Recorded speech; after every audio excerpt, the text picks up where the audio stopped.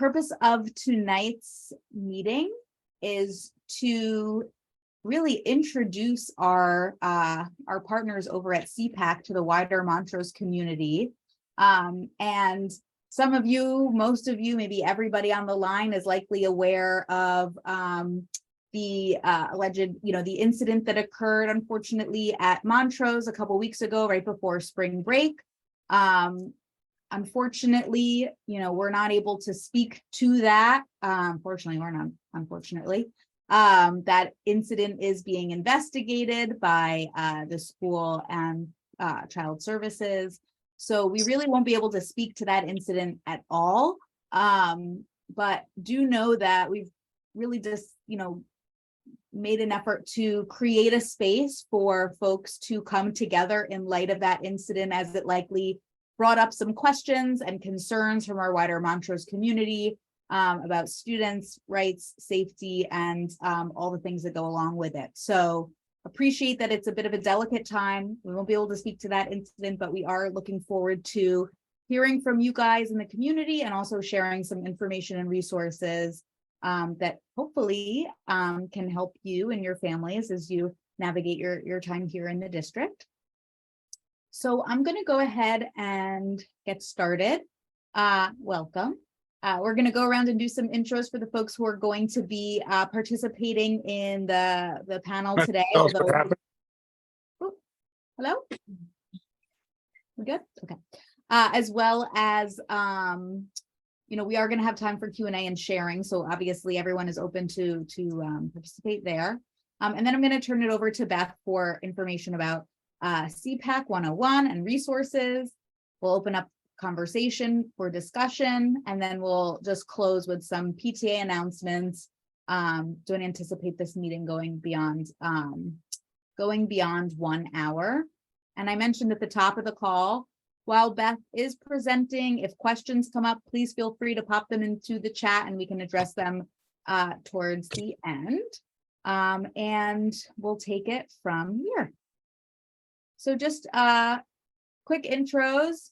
Just where'd your picture go? What happened there? For the folks who are going to be speaking and moderating tonight, this is me, Laura Schwinder, President of Montrose. And then maybe we can just go around and introduce the other folks who will be speaking. I will introduce Nicole on behalf of her. She's at another call, but is hoping to join just after the top of the hour. Beth? Oh, hi. Yes, I'm Beth Cosentino. I'm the Special Education Parent Advisory Committee, SEPAC SOMA. I am the president this year of our organization and our group. And I'm happy to be here tonight to talk to you about our group and some information on preparation for IEP meetings and special education law and different things like that. So I'm joined by Lindsay Stone. Lindsay, are you there? Sorry, I was taking myself off mute. Hi, I'm here. Great to have so many people here. I am also on the board of SEPAC. This year, my role is Vice President of Community Outreach. I've served on the board alongside Beth for the past 3 years. And prior to that, I was the special ed liaison at Montrose. And I'm a current Montrose parent. My daughter is currently at Montrose, and my son was there starting in 2018, and I was the liaison in 2019. So this year there's not a liaison at Montrose, so I kind of feel like I'm a little bit of the de facto Montrose. You probably see me posting like Facebook updates for our events and stuff, but if anybody ever has questions, feel free to reach out to me, and I can, pass your concerns or questions along if I'm not able to answer them. Thank you, Lindsay. Khadija, you want to do a quick intro? Sure. Hi, I'm Khadija Constantly White. I am a vice president of the Montrose PTA. I am also the mom of a kid with autism, and my daughter is currently at Montrose. My son was at Montrose before. So that's it. Glad to see all of you. Thank you. Okay, great. And as you can see from this slide, while not everybody has I think this is a pretty cool group that we have, because everyone has had experience with children attending Montrose either now or in the past. So I think all the speakers who we have tonight and folks who are here know how special the Montrose community is, and really the purpose of a session like this is to understand different ways that we can build up our community and support ourselves and each other with the resources available.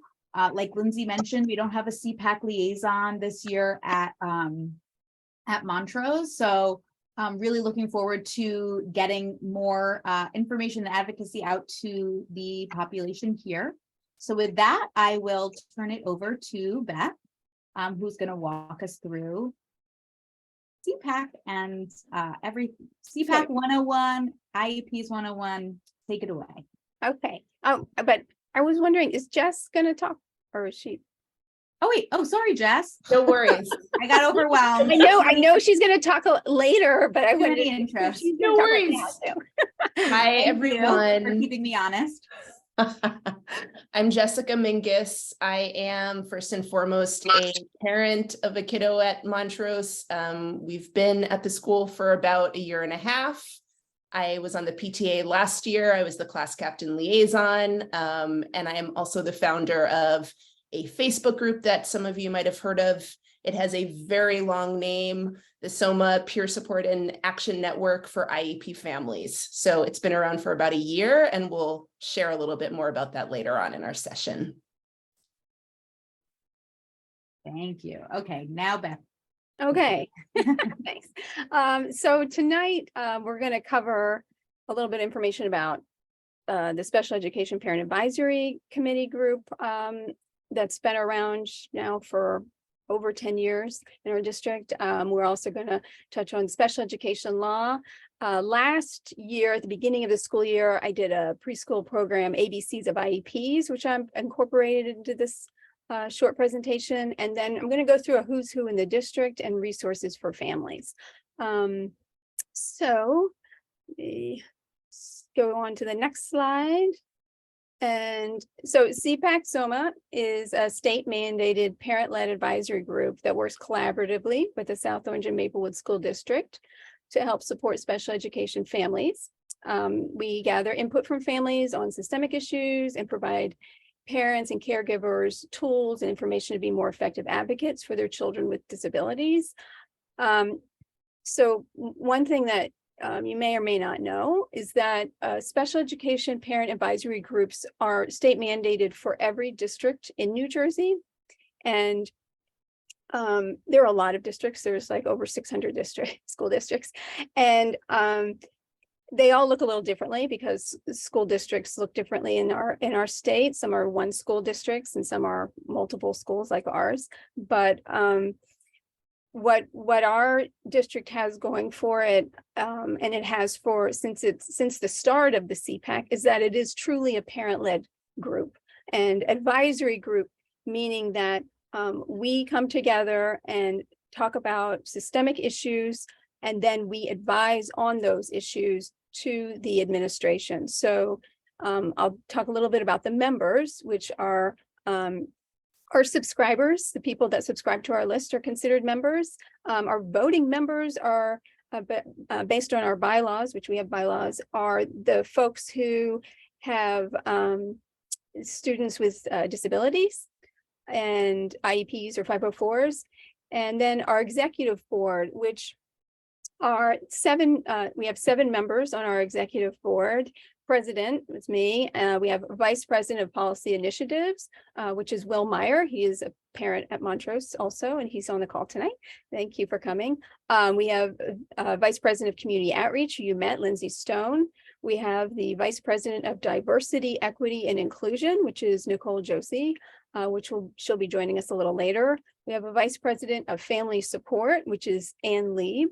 And we have a communications officer, Kelly Mortimer, and our ex officio is Malia Herman. She was the president last year and has been on the board for a few years.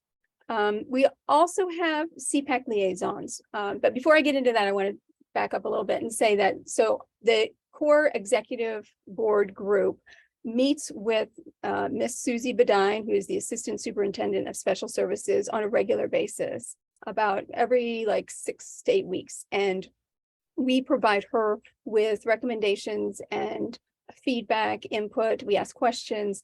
And those are all based on information we hear from the parent community and families. And we look for, like I said, systemic concerns. So things that are happening systemically across the board. And we don't advocate for any individual people, but we do recognize that we need to learn from the individuals to understand where the systemic issues occur. So we welcome input, and we have on our website, there's a place where you can fill out the input, or we have regular meetings. So before I get into the meetings, though, I'll tell you a little bit. As Laura mentioned, we have special education parent advisory committee liaisons at our schools, and we try to have one at every school. We didn't have one this year at Montrose, or last year we had one for the preschool program also. But their role is to be a liaison between the PTA, or in the middle school and high school, they have HSAs, and the SEPAC. So we're able to provide information to the liaison so that they can share it at their PTA meetings or their HSA meetings. And then they can also report back to us about information that they want to share with us on things that are going on at their schools. We try to make it so that we all are communicating and doing similar things for our schools. For instance, a couple of weeks ago, we wanted to celebrate the Paraprofessional Day, Appreciation Day, a little bit early because it was falling during spring break. So we had reached out to Laura, and we arranged so that we could all kind of have the similar experiences with celebrating our paraprofessionals across the district. So we try to keep, equitable along those lines with our liaisons, and communicating equally and getting information out as much as possible about our meetings and about resources and things like that. So if you're interested in being a liaison for the rest of this year or next year, just reach out and let us know. It's really, I know, like in the preschool program, you're often like not feeling like you might not know enough to be a liaison, but I was a liaison and I didn't know that much, but it's really a learn as you go and kind of situation. And it's really important that if you've gone through the experience of an IEP meeting, the first IEP meeting, especially, that so many of you have information that parents that are coming into this district are looking for. They're looking for someone who's gone through that experience and understands, and you are there at the school and understanding what's going on too, which is really, really invaluable. So just a little plug for be a liaison. It's a good, important role. So our meetings, we have a couple of different types of meetings this year. We have cup chats, which are in-person informal meetups throughout the year. And then we have our presentational meetings, which are virtual, and they are usually we have a presenter or two, and they focus on a specific topic. We came up with the topics at the beginning of the school year, end of the summer. We put out an input survey, and we collected that information and looked at it to see where people or what people were mostly interested in. Top of the topic list was mental health and anxiety. So this year we had one for elementary age students, and we had one for middle school, and then one for high school. We've also had, at the very start of the year, we had an overview of special services with Miss Bedine, and that is on actually the South Orange Maplewood School District's YouTube channel. So it's a great way to see what is in the district, and she outlines everything from like classifications to what child study team members do and all those different things. So I can provide that information to Laura. So if she's going to send a follow-up, we can include that. Also, all of our information is on our website. So, but before I mention that, I'm going to say our next meeting which might interest you all, is a parenting self-care workshop with Sarah Schwartz of Mindful Parenting. It's going to be on Sunday, April 23rd in the afternoon, and it's going to be over at DeHart Community Center. It's free, obviously, totally open to anybody, but we do ask that you RSVP just so we have an idea of numbers. And that too, you can find information about it on our website, which that's how you connect with us, sepacsoma.org, and or you can email us, or we are also on Facebook. So you want to move on to the next, we'll get into special education law. So special education law is the federal law is the Individuals with Disabilities Education Act. It was created in 1975. It was called Education for All Handicapped Children Act. It is there to ensure children with disabilities be provided a free and appropriate public education, or FAPE, often known as, and in their least restrictive environment, LRE. That, when we talk about least restrictive environment, that is relating to that they are with their non-disabled peers. They're in the general education classroom. That is the starting point for every child with a disability, with an IEP. You start in the general education and see how they can be supported in that environment. That's their least restrictive. If it's needed, then there might be an alternative setting, but they always start with the least restrictive and try to provide supports in that setting. In our district, we call those classrooms inclusion classrooms, where there are a mixture of gen ed and special ed. There is a cap to how many students in a classroom can have an IEP. On the preschool program is 5 students, and they try to keep it below that because there's 15 max in a classroom. So of 15 max students total. So the classification, so in the preschool program, every student is classified as a preschool student with a disability, PSD classification. Once they're finishing the program at the preschool, they will be reevaluated to see if they continue to be have a classification. And when they're classified to go into kindergarten, then that classification is one of 13. Those 13, I can rattle them off for you: autism, deafness, emotional disturbance, hearing impairment, intellectual disability, multiple disabilities, orthopedic impairment, other health impairment, which is often what is the classification for someone who has ADHD that requires special education, and specific learning disability, speech language impairment, traumatic brain injury, and visual impairment. So those are the 13. So the federal law encompasses all of it. We also have the New Jersey Administrative Code, which is specific to New Jersey's laws on special education. And that is what our Board of Ed follows. When you look at the Board of Ed to see the policies and what is dictated by what they do, and then what is affecting us in our school district, they use the New Jersey Administrative Code for that. And it might change, but for the most part, the special education code is remained the same pretty much. Now, the prize stands for the Parental Rights in Special Education. And that is a manual that is meant to be given to a parent when they first get started. And anytime there is a meeting, they will offer to say you can sign off and say that you've already received it. It's also, if you look at your case manager's signature, they have the prize manual there as a link to it, and there'll be multiple. It's in multiple languages. So this is sort of when I was getting started learning about special education as a liaison, this was my go-to, and it is the place where that provides you with the substantial amount of material that you need to understand your rights in the process, and it lays it out very clearly. So I encourage you all, if you haven't looked at it, to read through it.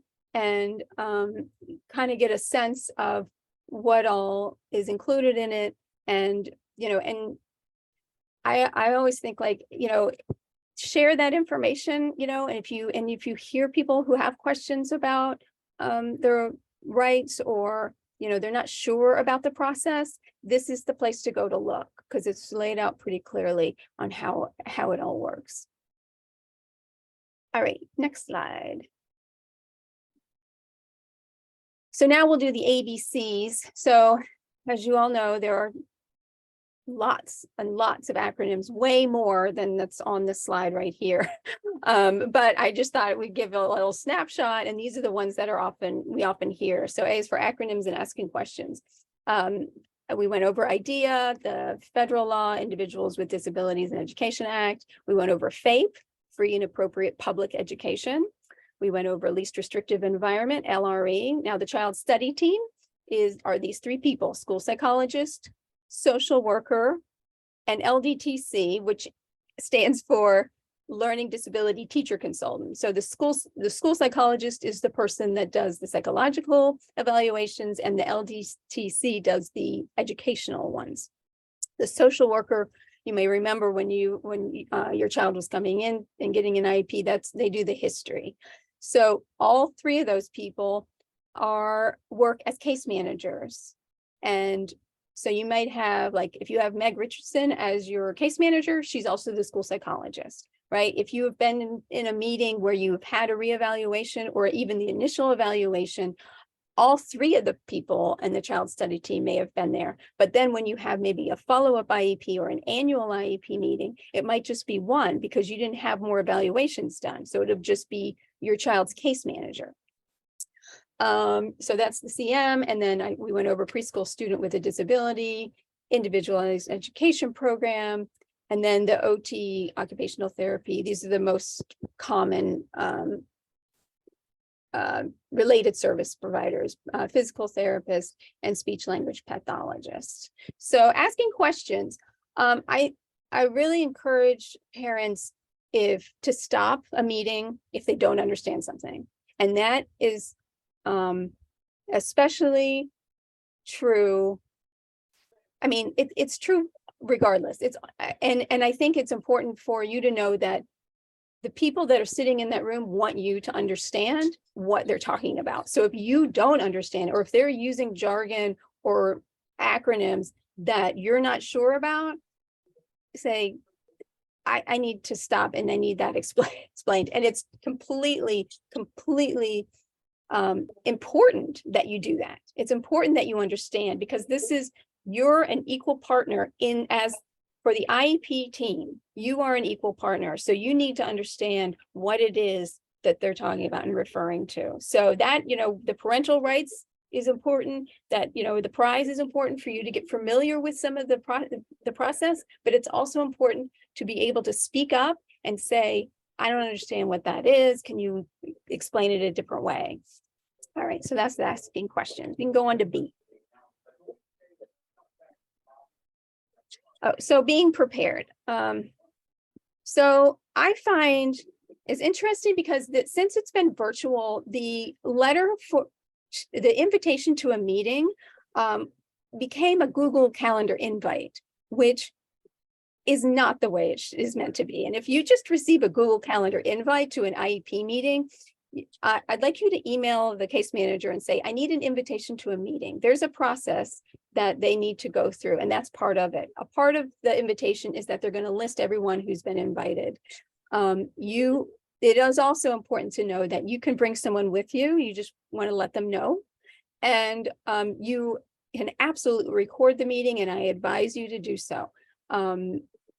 If you're in person, just bring your phone along. If you're on Google Meet, just ask them to record, or you can if you have QuickTime, you can just do a screen recording and let them know so that they're aware.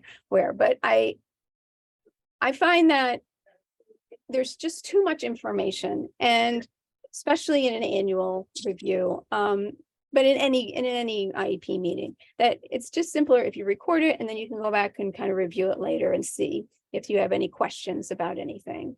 And then the prize, like I mentioned, will, or a link to it will be provided in the invitation. And they'll also ask you if you need any accommodations. If you need an interpreter, you have a right to an interpreter. If you need some other kind of accommodation, you have a right to that. So just, let them know and they can provide it for you. So the other thing about being prepared is pull up the IEP, and if there are evaluations and reports, they should get you them 10 days ahead of time. But look at them, read them, and it can be a lot. So don't just do it like the night before. Try to give yourself some time. They're supposed to give you 10 days. In fact, if they don't, you can say, I need 10 days ahead of the meeting to go over these reports. That's legally what they're supposed to do. But then, write up questions. And I believe in proactively asking questions. I don't always wait for the meeting if I have a question about something like in the evaluation or the report. Because to me, it's like I want to come in prepared, and if I'm completely lost somewhere in the report, then I'm not really going to be able to understand what they're going to start talking about. Because once we get in there, people start talking, it can go kind of fast. All right, I think somebody needs to mute. I hear a lot of background noise. If that helps. There we go. All right. So let's see. So yeah, read through the previous, look at the goals and objectives, look at the progress reports. The IEP progress reports are on PowerSchool. If you're not on PowerSchool, you need to get on PowerSchool. The IEPs are kept there in PowerSchool. Like it's hard to explain, but there's a little box. I'm gonna have to make a picture of it and give it to Laura, and she can send it out to all of you. But anyway, go into the special education part of PowerSchool, which then takes you to Frontline, which is what the managing program for the IEPs, and they have the progress reports and the IEPs in there, and look over them and see where the progress is being made so you can talk about it. Now, when you get to the meeting, they're going to talk about present levels, right? So they're going to talk about the strengths. They're going to talk about, these are the things that so-and-so is doing really well, and these are the places that they need challenges, and then you build from there. But I find it helpful to have a sense of where there's been progress through these reports that they, again, by law, are required to be giving you throughout the year. So you can keep track of where there is progress being made. And if there's not, you want to ask about it and say, this, it doesn't look like this goal is going to be achieved. What can we do maybe to change things and have what help may need to happen, what change in support or accommodations possibly you might need to call, a meeting. So, it's good to keep an eye on those things and ask questions, always ask questions. So yes, the reports are set up, and write up your questions. Don't leave it to your memory that, there's too much else to think about. So always go in with something. And then, like I said, if you have a specific concern, and this goes for any time, and I mean, not just for annual and not just for evaluations, this goes for any meeting. If you have a concern and you want to bring it up in the meeting, you want them to be prepared to be able to address the concern. So what I like to do is I'll send an email and say, I really want to make sure we talk about behaviors or, whatever it is. So with my daughter, it's behavior usually. So just keep that in mind. You don't need to wait for the meeting to start asking questions. You can ask them ahead of time, and then they can say, oh, we'll talk about it in the meeting. But now they know what you want to talk about too. And that's important. All right. So C is collaboration and confidence. So again, you're an equal partner in this team. You know more about your child than anybody else does. Guaranteed in that room. So share your stories about your child during the meetings. this is what I miss about in person. So if you can do in person, I think it really helps with this sharing stories. I mean, I would try to do it in Zoom, but you can do in-person child study team or IEP meetings now. You don't have to do Zoom. So, but if you can't, and you still try to share your stories through the Zoom meetings, it's really important for them to hear about your child at home, out in the world. It gives them a better picture of who they are. So the other thing is, and it's, collaboration. The other thing is, if you feel like you need to let the teacher or the therapist know if your child's having an off day, send an email, reach out. They want to know, they want to do what's best for the child. So if you're able to give them information that will help them with that, he didn't have a good night's sleep. She woke up very cranky. I mean, it just is some more information for them to work from. And That's then just what we're gonna do about maybe like a 2-3 minutes and then more. I think that's good. all right, sounds good. So I'll hurry through this now. So then ask how you can support the work they're doing at home, and then send the and then give them positive feedback if they're doing well. Give them a shout out to their supervisor. Relay to the team the progress you see at home. Let them know how your kid's doing. And if you are uncertain or have a concern about something, email them or ask to speak with them. Set up a call. Not everything has to be done through email. You can talk to them on the phone. Don't hesitate to do that. And then allow for grace and trust that everyone wants the best for your child, and that everyone on the child's team has a voice to be heard, especially you. All right. Couple questions, maybe before we go through this was one, do you know if the IEP is viewable on the Power School mobile app? Anyone know? I don't know. Let's see. Well, I can check. I've never Okay. looked. And could you just question, well, we can get to it at the Q&A if that makes sense. Okay. Great. All right. So we can quickly go through this. These are people that you want to know, because as you're advocating, these are the people you want to reach out to, and all of their information can be found on the school district website. So, the principal, obviously, Mrs. Samuels, the program supervisor, Mr. Johnson, the assistant superintendent of special services, Ms. Badai, the assistant superintendent of access and equity, Dr. Gilbert. Curriculum and instruction, Ms. Ann Bodner is more for K through 12, because Leroy really oversees the curriculum, the tools of the mind curriculum on the preschool program, and does professional development around that.